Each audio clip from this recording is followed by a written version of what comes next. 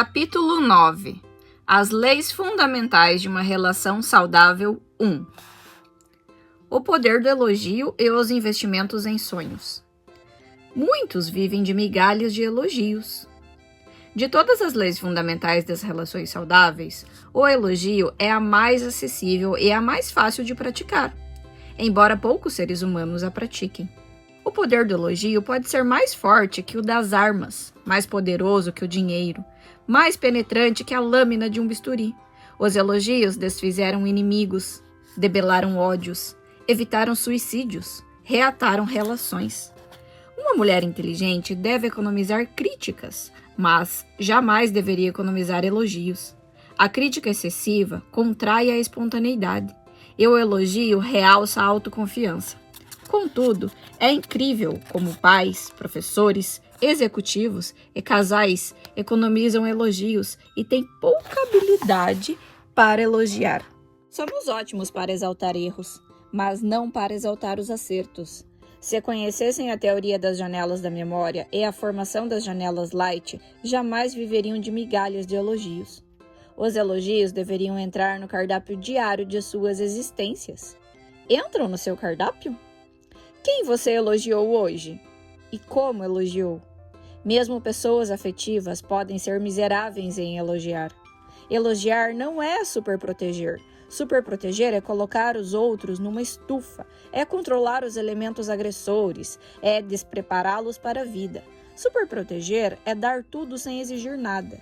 Elogiar é encorajar a caminhada, é propiciar força nas intempéries, coragem nos tropeços e crédito na superação. Pais que elogiam tornam-se plantadores de janelas light, que alicerçam o eu como ator principal. É provável que 90% deles não tenham uma prática diária de nutrir o psiquismo dos filhos com elogios. Infelizmente, a maioria segue a lei do menor esforço.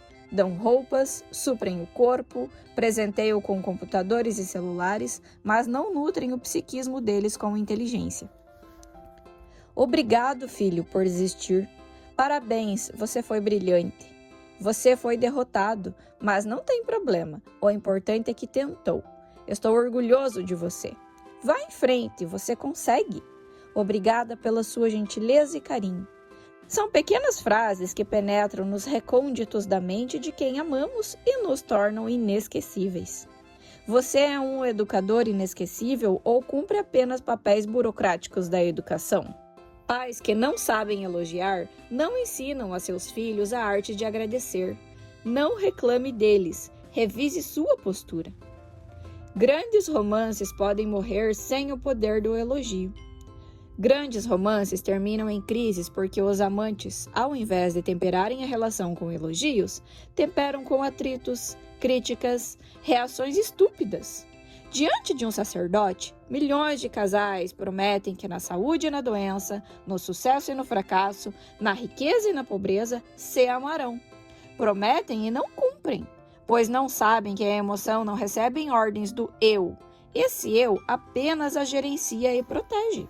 O sacerdote deveria conhecer a teoria das janelas da memória do eu como autor da história para dar uma breve conferência para esses casais sobre os erros capitais das relações doentes e as leis fundamentais das relações saudáveis antes de eles fazerem juras de amor. Caso contrário, o altar se torna uma doce ilusão. Seus romances começam a ir ladeira abaixo. O sexo saudável, prazeroso, regado a entrega e afetos é muito importante. Mas sexo por si só não segura um casal. Passear, viajar, tirar férias juntos é bom, mas o turismo não segura uma relação. Comprar joias, presentes, casas, apartamentos, casa de praia, carros pode ser agradável. No entanto, o dinheiro não é suficiente para segurar uma relação, a não ser por conveniência. Todos esses elementos são importantes, mas o fundamental é preservar quem amamos com frequentes elogios, abraços, com um ombro amigo, diálogos serenos. Uma casa simples pode ser muito agradável dependendo do seu conteúdo. Pelo idêntico motivo, um palácio pode ser frio e solitário. Elogiar cada gesto, um abraço, uma palavra amiga, o sabor da comida é fundamental. A presença dos elogios relaxa, realça o sabor do sexo, das flores, dos presentes, dos passeios. A sua ausência estressa, contrai o sabor da vida. Um amante se torna admirável não quando dá um mundo de fora para sua amada, mas quando dá seu próprio mundo para ela, e vice-versa. Por que as dores, perdas, traições, frustrações se tornam inesquecíveis? Porque o fenômeno RAM arquiva de maneira privilegiada tudo o que tem alta carga emocional, criando janelas killer power. Você esqueceu milhões de experiências emocionalmente fracas, mas não as que imprimiram dor. Casais inteligentes deveriam usar o fenômeno RAM positivamente. Devem ter plena consciência que esse surpreendente fenômeno arma surpresas, arquiva palavras motivadoras e registra privilegiadamente notáveis elogios. Mulheres que pioram seus homens. Há mulheres que reclamam do próprio parceiro, mas tudo o que fazem só faz piorar as coisas. São especialistas em rezar sermões para que eles se convertam da sua estupidez para a lucidez, do seu radicalismo para o terreno da afetividade. A melhor maneira de descomplicar a mente do homem é primeiramente simplificar a mente da mulher. Ela deve libertar-se dos seus maneirismos, da sua impulsividade e desenvolver uma mente autônoma, livre, relaxada, capaz de impactá-los com elogios. Elogiar pequenos gestos de um homem radical sulcará seu árido solo emocional. Mulheres inteligentes não apontam as loucuras dos seus homens, mas elogiam as atitudes lúcidas que possuem, ainda que tímidas. Parabéns pela sua inteligente resposta. Você foi admirável. Não denunciam sua insensibilidade, mas exaltam as atitudes afetivas, ainda que frágeis e raras. Você me surpreendeu. Sua generosidade me encantou. Se você fizer uma pauta diária, um novo texto poderá ser escrito. Orienta os pais, educadores e outros profissionais que assistem às crianças autistas, que vivem alienadas em seu mundo, a teatralizar os gestos com solenes elogios, usando palmas, sorrisos e palavras eloquentes. Mesmo que elas não compreendam a natureza das palavras, começam a construir janelas light, que iniciam pontes sociais ao longo das semanas e meses. A partir dessas pontes, pouco a pouco podem se desenvolver funções complexas da inteligência, como pensar nas consequências do comportamento e se colocar no lugar do outro. A técnica da teatralização da emoção objetiva tanto desenvolver como retirar o eu do cárcere ou claustro, promovendo o prazer da troca. Tal procedimento não é uma mensagem de autoajuda, não pode ser praticado de vez em quando. É uma técnica psicoterapêutica e educacional poderosíssima, que deve ser vivenciada todos os dias durante a vida. Teatralizar, de maneira mais branda, que também se está decepcionado, triste ou de alguma forma sentido com o comportamento de um filho, ainda que seja uma criança autista, pode também complementar essa técnica. Jamais se deveria agredir, bater ou gritar, pois, além de ser inumano, é antieducacional. Produzem-se janelas killer e o encarceramento do eu. Elogie os lampejos altruístas dos seus filhos e alunos. Valorize suas diminutas atitudes humanistas. Aplauda qualquer atitude que promova o diálogo e não a agressividade. É possível que você assista ao nascimento da generosidade em terrenos inóspitos da insensibilidade. Uma professora que conheça a teoria das janelas da memória pode revolucionar o microcosmo da sua sala de aula. Há intelectuais toscos, grosseiros, travados. Jamais elogiaram seus íntimos, seus pares e seus alunos. Desconhecem o alfabeto da emoção e não sabem que o poder do elogio aproxima mundos, cruza histórias, diminui intrigas, alivia traumas, constrói pontes, aplana relações difíceis. Uma pessoa madura é capaz de não apenas elogiar quem ama, mas todas as pessoas de que alguma forma o servem. Quem não é capaz de elogiar porteiros, garçons, cozinheiros, faxineiros, não é digno de ser servido por eles. Como abordo no livro O Vendedor de Sonhos, há pessoas tão pobres que só têm dinheiro. Há pessoas tão incultas porque só tem cultura acadêmica. A arte de investir em sonhos, torcer pelo outro. Investir nos sonhos de quem amamos é outra lei fundamental das relações saudáveis. O poder do elogio e investimento em sonhos aumentam intensamente nosso saldo emocional. Devemos ter coragem para analisar nossa conduta. Muitas vezes pensamos que ela está positiva, mas, na realidade, está negativa. Como está seu saldo? LT se achava belíssima, atraente, sedutora, mas era uma mulher inquieta, obsessiva e que focalizou sua beleza nas curvas do seu corpo. Preocupa-se em malhar, se maquiar, se produzir. Conheceu um jovem interessante na academia. 2 corpos malhados, prazeres semelhantes, estilos de vida igual. Logo viveram uma explosiva paixão. Começaram com um saldo emocional altíssimo. Ela era disputadíssima. Ele estava fora dos padrões ditatoriais de beleza. Estava um pouco cheinho, mas procurava a academia para perder alguns quilos. Era bem-sucedido profissionalmente, executivo de uma multinacional. Ela, recém-formada em administração, tinha desejo de ter um bom emprego, comprar um apartamento, financiar um carro, mas, como veremos, desejos não são sonhos, não são projetos. A academia tornou-se pouco a pouco seu mundo.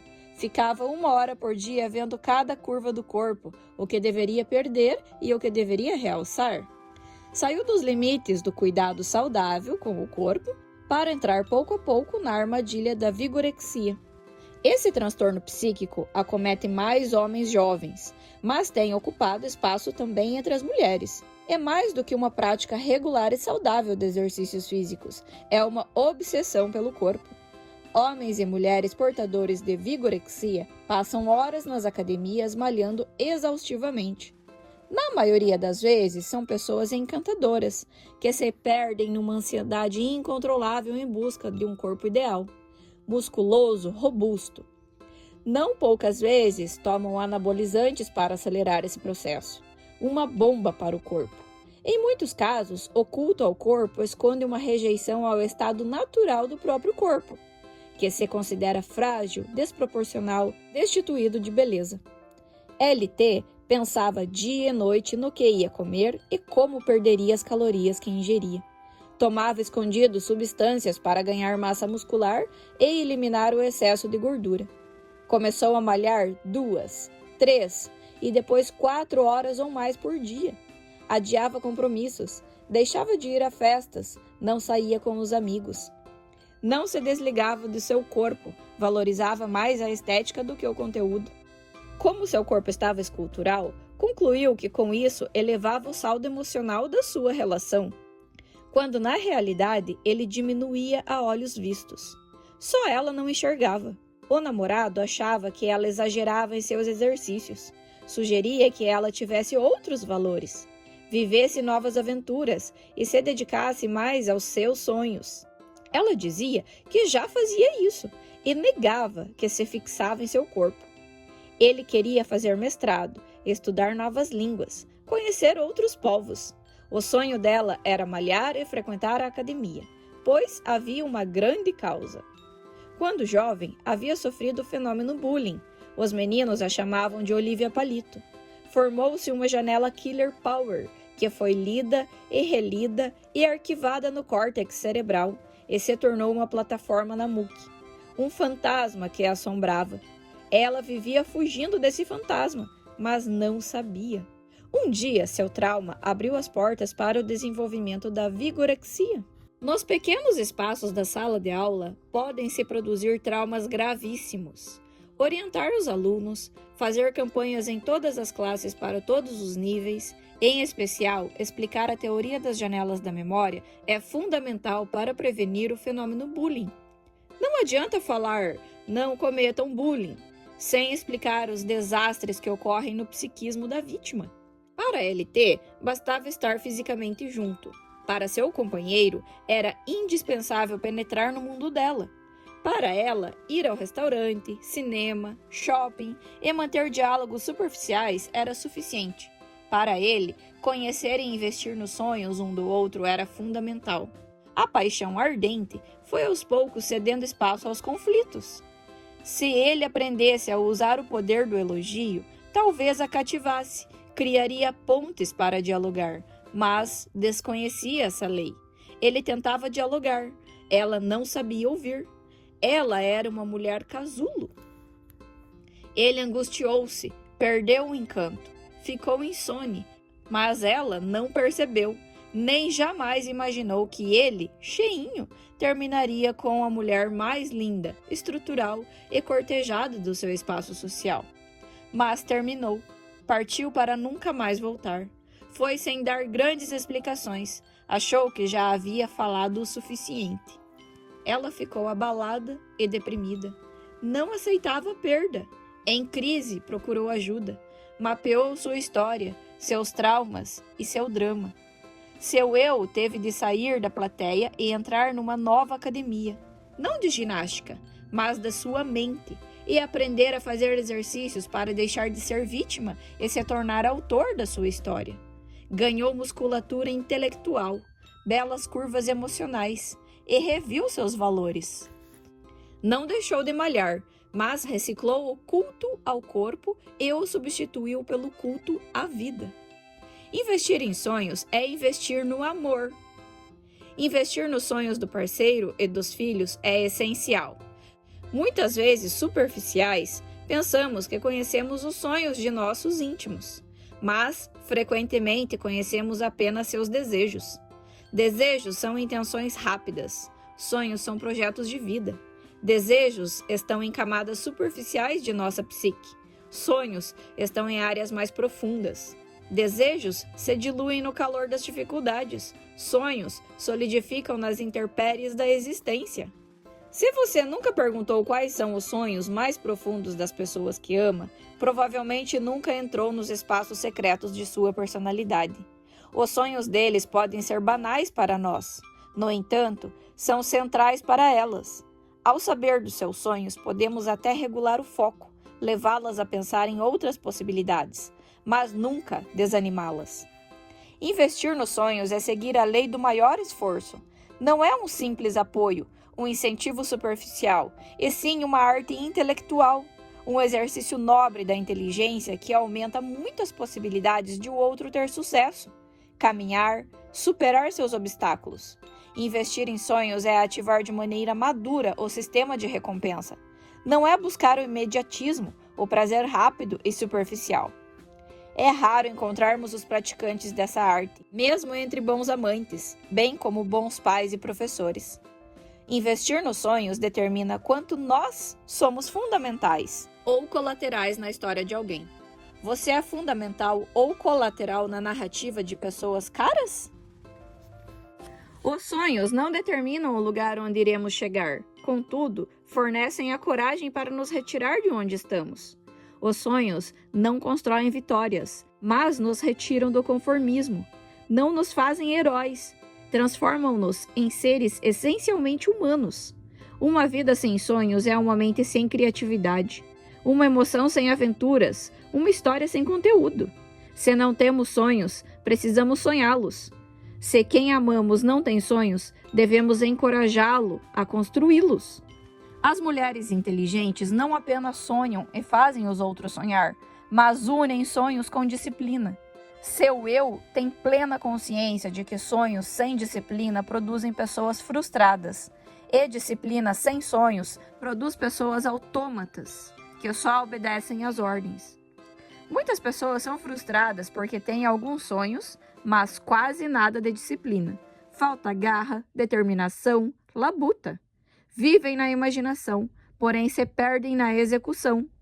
De outro modo, muitos não saem do lugar, não mudam sua história, porque são ótimos para obedecer às ordens, excelentes para fazer o que os outros mandam, mas não para arriscar, inventar, libertar seu potencial psíquico. Vivem numa eterna rotina, não constroem projetos de vida. Quem não une sonhos com disciplina será sempre vítima das dificuldades e não autor da própria história. Antes de investir nos sonhos de quem amam, as mulheres inteligentes deveriam investir primeiramente nos próprios sonhos. Mas há milhões de mulheres que se esquecem de escrever a própria história. Colocam-se em último lugar na sua agenda. São capazes de dar o que tem de melhor para os outros e o que tem de pior para si. Nem sequer cuidam da sua qualidade de vida. Não desligam sua mente nos fins de semana, não tiram férias e, quando tiram, não relaxam. Você se encaixa nesse contexto? Se não cuida de sua saúde, como cuidará dos seus sonhos? Se lhe falta alegria na alma, como será possível inspirar alegria em quem ama? Avalie com sinceridade sua qualidade de vida. Você tem dores de cabeça? Dores musculares? Queda de cabelo? Gastrite? Déficit de memória? Confira sua saúde psíquica. Está irritadiça? Impaciente? Angustiada? E sua mente tornou-se uma fonte de preocupações, inquietações, atividades? Indague se vive tranquila ou se sofre por problemas que ainda não aconteceram. Não deixe de se perguntar quais são seus grandes sonhos. Você os tem cultivado ou enterrado? É provável que muitas mulheres tenham vontade de chorar com as respostas encontradas. Vão constatar que são hiperpensantes, que cuidam de todos, mas não se lembram de si mesmas. Esqueceram-se de que a vida é belíssima, mas brevíssima. Apesar de tudo, queridas mulheres, não tenham medo das suas lágrimas. Tenho medo, sim, de não chorá-las. Não tenho receio das suas falhas, e sim de não reconhecê-las. Saibam que ninguém é digno da mais sublime inteligência se não usar suas falhas e lágrimas para irrigá-la. Mulheres inteligentes não sepultam seus sonhos no excesso de carga de trabalho, nem nos solos da sua ansiedade. Sabem que, se não forem generosas consigo mesmas, aumentarão as chances de serem felizes e adoecer. Para homens inteligentes. Homens que cobram muito estão aptos para trabalhar numa financeira, mas não para desenvolver relações saudáveis regadas a um sublime amor. Quem cobra muito de si se torna seu próprio carrasco, e quem cobra muito dos outros se torna algoz deles. Homens inteligentes não excluem, abraçam, criticam menos e elogiam mais. Apostam tudo o que têm naqueles que pouco têm ou que mais precisam. Homens inteligentes são hábeis em agradecer e peritos em surpreender. São capazes de dizer para uma mulher: obrigado, você é admirável, tenho orgulho de você, você está linda, você é encantadora. Sabem que a arte de surpreender não resolverá os conflitos, mas poderá criar caminhos para reurbanizar os bairros árduos da memória. Não cultivam flores, mas plantam janelas light na psique de quem amam. São os jardineiros no território da emoção. Capítulo 10. As leis fundamentais de uma relação saudável 2. A arte de surpreender e de agradecer. A arte de surpreender é mais poderosa do que a de elogiar. As leis fundamentais para construir uma relação saudável devem ser praticadas regularmente, como exercícios físicos. De todas as leis para impactar, reciclar e reconstruir relações encantadoras com o parceiro, filhos, alunos, amigos, pais, irmãos e todas as personagens com quem vivemos, nada é tão fascinante do que a arte de surpreender. Surpreender é romper o cárcere da rotina, os grilhões da mesmice, as tramas do tédio. Se eu pudesse mapear a história, detectaria que as janelas light mais poderosas da sua memória foram construídas a partir das surpresas mais agradáveis da sua história. Quer fazer a diferença real na vida de quem ama? Saia do lugar comum. Reaja de maneira imprevisível. Diga algo encantador num dia comum. Dizer algo maravilhoso para quem acaba de receber um Oscar, um Grammy ou um Nobel não produzirá um alto volume emocional. No entanto, se disser algo fascinante num dia normal, gerará uma emoção borbulhante e inesquecível.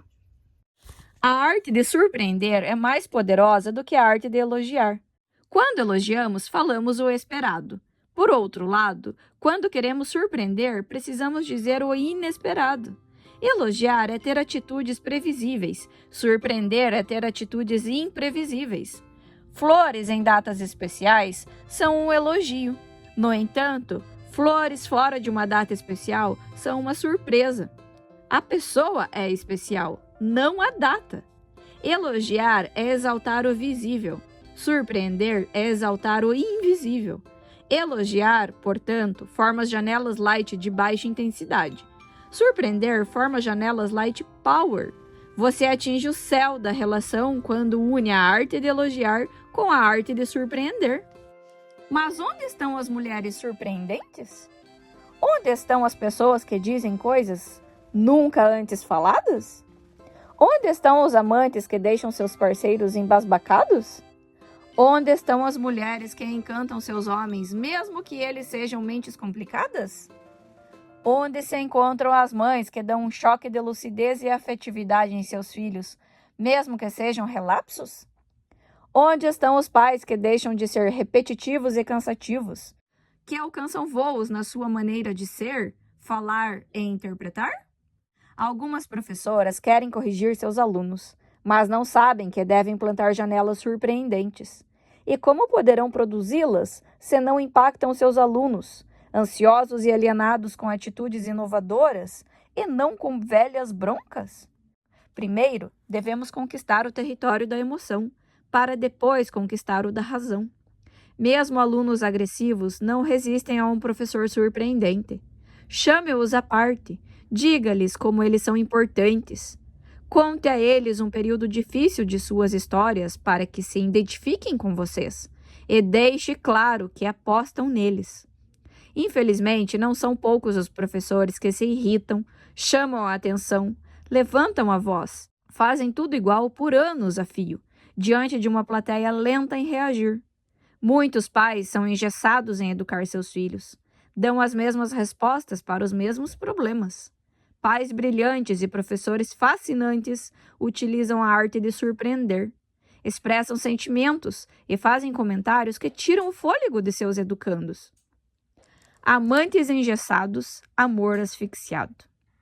Muitos amantes usam a arte de surpreender no início da relação. Levam flores, dizem palavras únicas, revelam sentimentos, confessam segredos. Gastam horas ao telefone e parecem que os assuntos são inesgotáveis. Você já fez esse tipo de loucura? Se fez, produziu janelas light power marcantes e intensas no córtex cerebral de quem ama. Porém, se fez apenas no começo da relação, essas janelas se isolaram e a relação se tornou pouco a pouco um deserto com poucas flores. Você perdeu a arte de surpreender ou a conservou? O amor inteligente erige bairros na cidade da memória que se reconstroem continuamente. Se com o tempo mulheres e homens, outrora apaixonados, deixaram de fazer pequenos elogios e agradáveis surpresas um ao outro, asfixiam a relação sem o saber. A durabilidade do amor depende da arte de elogiar e surpreender. O tédio e a mesmice retiram o oxigênio do amor. Você consegue explicar a emoção?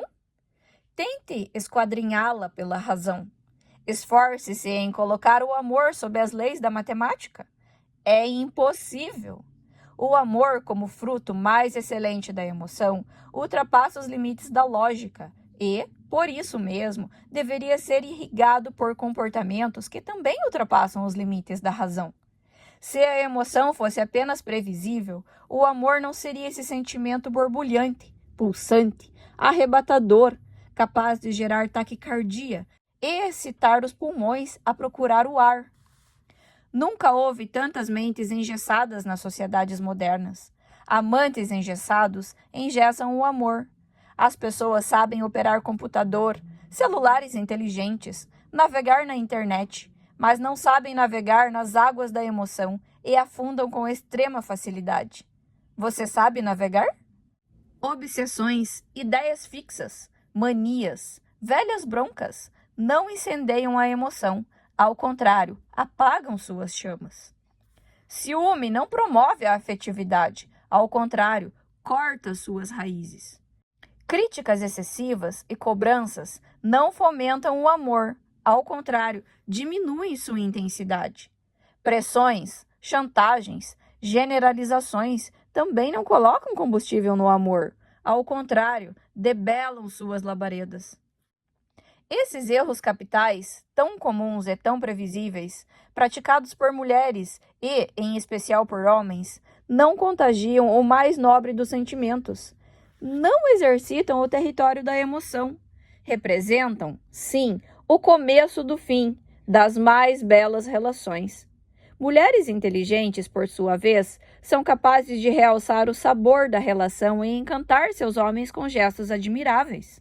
Dizem palavras confortantes quando eles estão irritados. Têm reações únicas que os fazem suspirar quando estão ansiosos.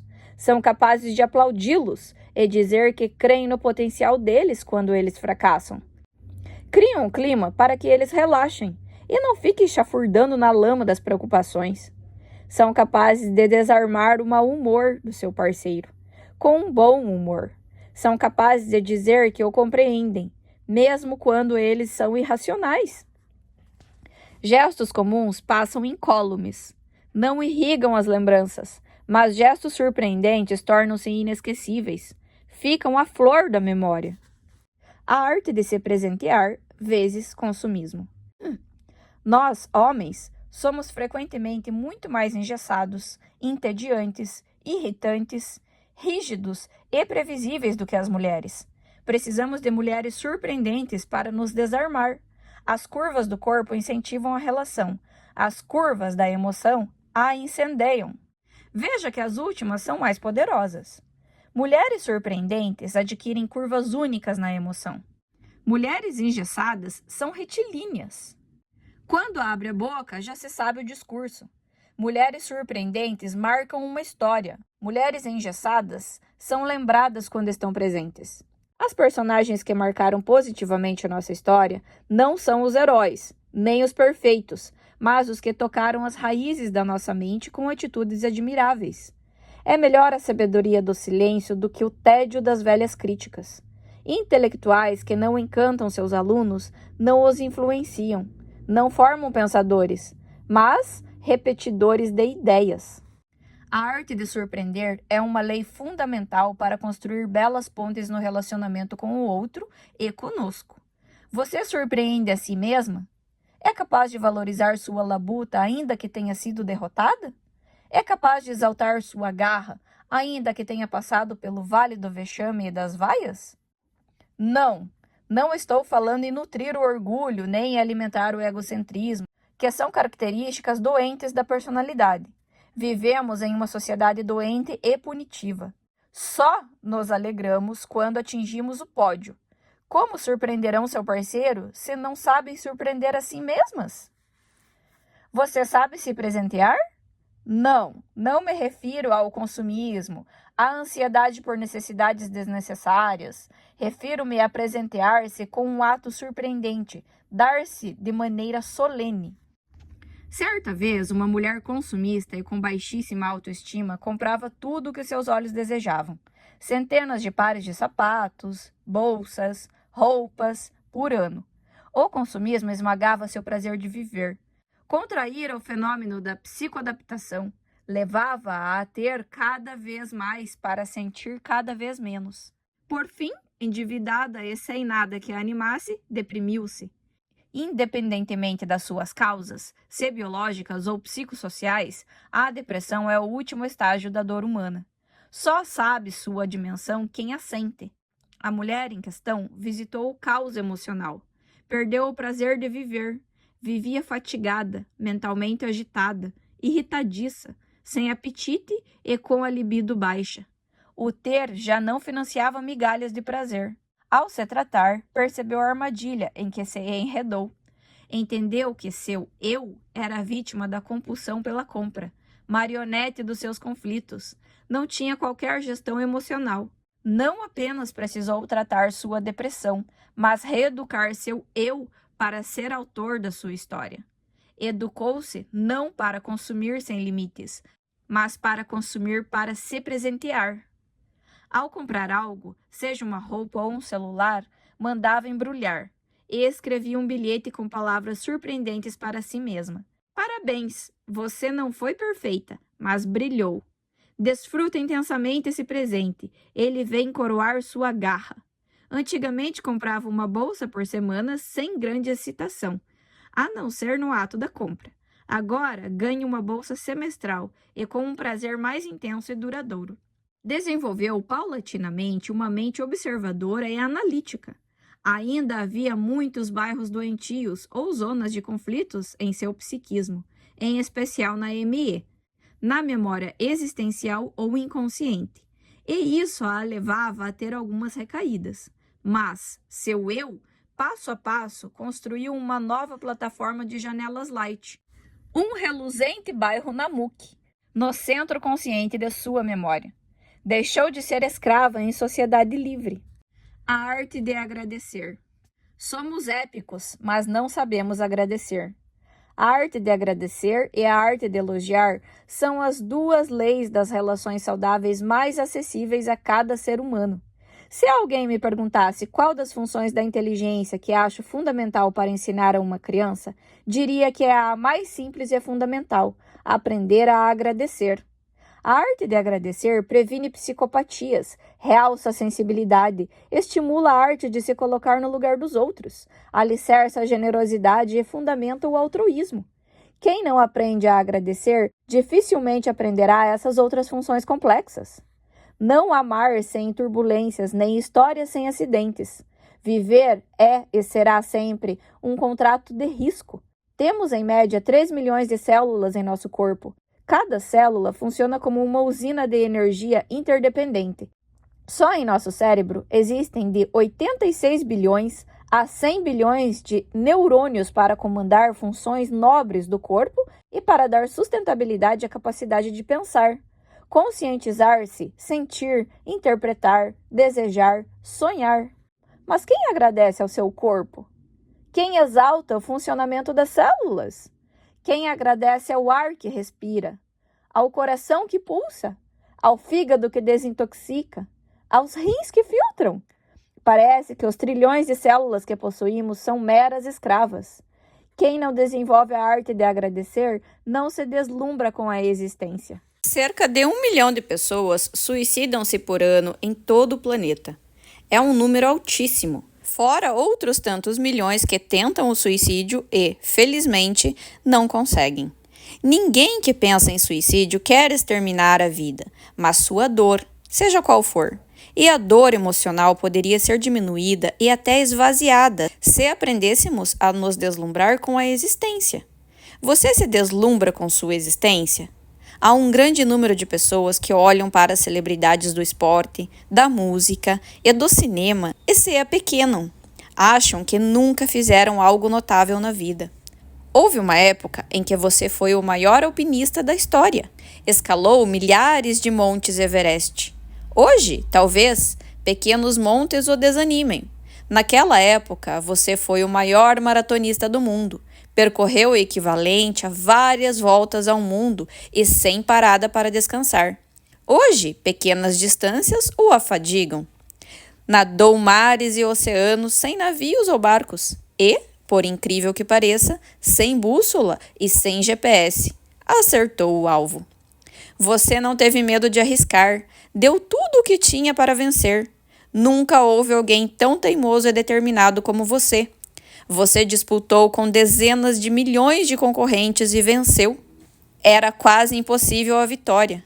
Qualquer Oscar ou Nobel seriam débeis para premiá-lo. Foi assim que você fecundou o óvulo. Tenha certeza, se fosse outro espermatozoide que tivesse êxito, não seria você que estaria me lendo. Outra personagem estaria ocupando o teatro do tempo. E, logo após a fecundação, você multiplicou as células, tornou-se um embrião e depois um feto com bilhões de células. E você era tão inquieto que fez malabarismos incríveis. Até chutou o útero da sua mãe, gritando: "Eu quero sair, deixe-me conquistar o mundo." Não se importou com os riscos. Hoje, talvez, eles o assustem. Você foi expulso do útero materno e enfrentou o útero social. Então os problemas começaram e, não poucas vezes, não permitiram que você elogiasse a vida, o seu patrimônio genético. Fiz esse relatório para mostrar que todos nós precisamos reclamar menos e agradecer mais. Nós lutamos pela vida. Não fomos atores coadjuvantes dos nossos pais. Não foram eles que nos escolheram. Somos responsáveis diretos pela nossa vitória, mas quem exalta a vida como um fenômeno de altíssima complexidade? Quem agradece a seu patrimônio genético? Quem se sente uma personagem épica na dantesca disputa pelo direito à vida em uma sociedade que valoriza excessivamente a cultura das celebridades? Sonho que não apenas adultos, mas homens e mulheres jovens, incluindo adolescentes, possam ler estes capítulos e se sentir um pouco menos seres humanos épicos, com uma incrível garra para escrever uma belíssima história. Ficamos fascinados com a internet, a TV, em 3 dimensões, os celulares ultra inteligentes, mas não ficamos fascinados com a vida que pulsa em nós. Somos injustos. Não são poucas as vezes que vivemos superficialmente, reclamando das dificuldades, nos diminuindo diante das perdas ou, em alguns casos, invejando o sucesso dos outros. Outra vez, estamos sendo injustos com o nosso passado. Mulheres inteligentes devem saber que quem homenageia a vida vive melhor, ama mais, relaxa-se com profundidade e se protege de maneira sólida. E de sobra, cobra muito menos de si e dos outros. O amor aplaude quem aprende a agradecer. Muitos homens são secos, não demonstram sentimentos e não sabem compartilhar seus medos e pesadelos. Têm medo de ser um ser humano. Têm a necessidade neurótica de estar acima dos outros. A emoção é contraída e a razão dilatada. Mas o que fazer? Culpá-los? Ninguém dá o que não tem. Uma mulher inteligente educa a emoção do homem mal acabado. Não suplica que seja sensível, ela lhe ensina a arte da sensibilidade. Isso produz gestos solenes de agradecimentos. Que homem resiste à amabilidade de uma mulher? Palavras como: você é muito importante para mim. Obrigado por existir. Parabéns por esse gesto. São uma bomba para o eu dos homens rudes. Despertam-nos emocionalmente. Pais inteligentes sabem que a arte de agradecer é uma forma de surpreender. Obrigado, filho. Você é admirável. Tenho orgulho de você. Que filho, por mais conflitos que tenha, resiste aos agradecimentos de seus pais? Surpreender não resolverá o conflito, mas poderá criar um caminho para reurbanizar bairros áridos da memória e transformar uma desértica relação em uma relação mais agradável. Aprendi que bons pais se fazem grandes diante dos filhos, mas pais excelentes se fazem pequenos para tornar seus filhos grandes. Sempre sonhei que minhas filhas aprendessem a navegar nas turbulentas águas da emoção. De que adianta ter sucesso intelectual, mas fracassar como pai e como ser humano? Mulheres inteligentes procuram o sucesso financeiro, social e intelectual, mas procuram muito mais o sucesso emocional. Tratei de mulheres que eram as mais sensíveis dos seres. Gestos amáveis, poesias de amor, e-mails e mensagens no celular saturadas de afeto. Mas eis que a rotina chegou. A sensibilidade contraiu-se e o amor fragilizou-se. Fracassaram em áreas em que eram especialistas. Esmagaram a arte de agradecer. Perderam a capacidade de se deslumbrar com a vida. A arte de agradecer transforma quadros apagados em obras vivas, relações frias em quentes, convivências secas em terrenos úmidos. O amor aplaude mulheres que jamais perdem sua sensibilidade, que são capazes de ensinar homens a viver a vida como um show imperdível. Para homens inteligentes. Dialogar. Verbo tão simples de pronunciar, mas tão difícil de operacionalizar. Dialogar não é conversar, falar coisas triviais, emitir sons. Dialogar é cruzar mundos, penetrar na intimidade, segredar experiências.